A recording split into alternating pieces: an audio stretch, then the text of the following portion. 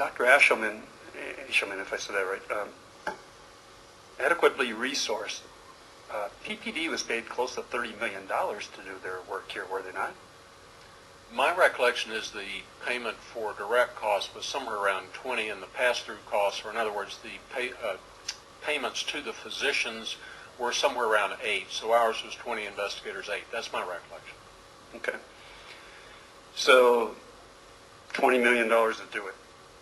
What was your responsibility? I asked Dr. Chua, it's probably better to ask you. What was your responsibility as the contract research organization to report the sites to the IRB where there was suspicion of fraud or other problems with this study?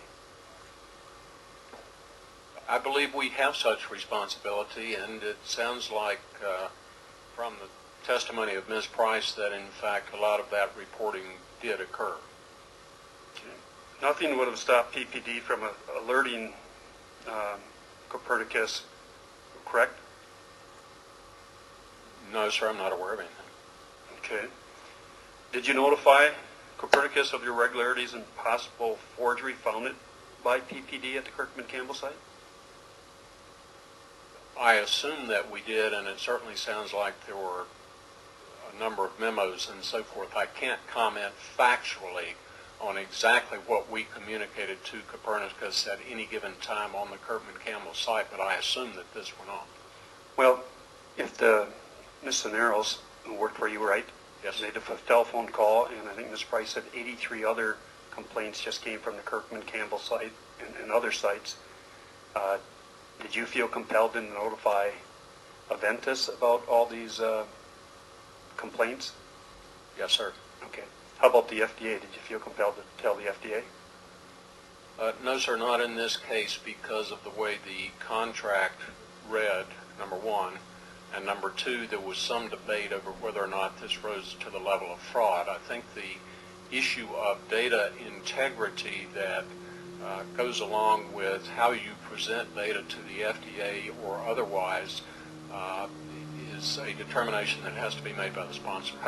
How can you say, in fact, Dr. Chu said the same thing, didn't know if it went to the level of fraud when the complaint said around errors on just about every informed consent, date modifications, initials different from signature, study coordinator entering date for subjects and principal investigator, blatantly forged signature on informed consents, medical records are very limited, use of different color ink on medical charts, overwrites, crossouts, inserts of diagnosis in different color ink, routine failure to give pregnancy tests to women with childbearing years, study investigator and coordinator unaware of the definitions of serious adverse events, no adverse events for the first 300 patients enrolled with drugs known to have adverse events, lab results indicating blood splitting, lack of proper diagnosis for study eligibility, husbands and wives being enrolled together, large number of patients randomized in the interactive voice response system in a short increment of time when the office was closed.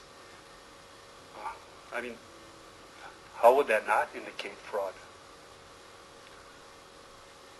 If I could cut to the chase here. Yeah, please. I wish someone would. Had I known in detail at the time what was going on, I would have picked up the phone. Whose responsibility is it? I mean, we're hearing about all these reports of all this stuff going on. It's my responsibility.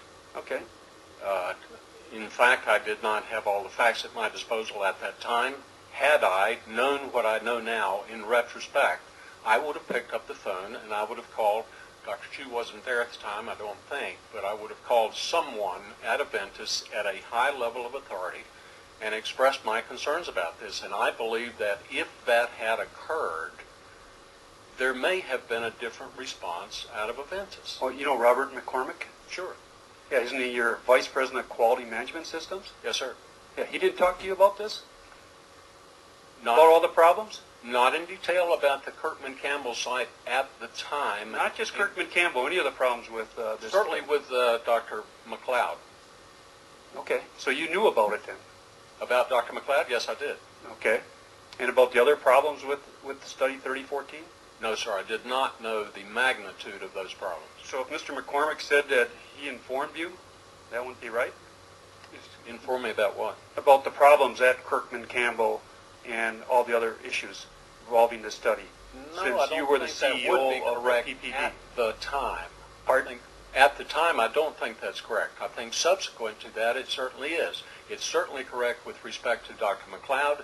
He informed both myself and Dr. Covington.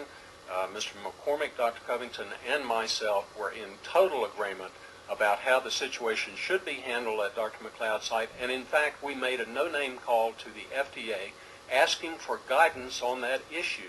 And we never Just on McLeod, that's the only one you talked Yes, to the sir. FDA about, okay. And we never got a response. So when McCormick says and tells our staff that it's your policy, PPD's policy, to communicate significant compliance issues to you as CEO, and that you were personally made aware of the large-scale irregularities and non-compliance at Dr. Kirkman Campbell, that's not true?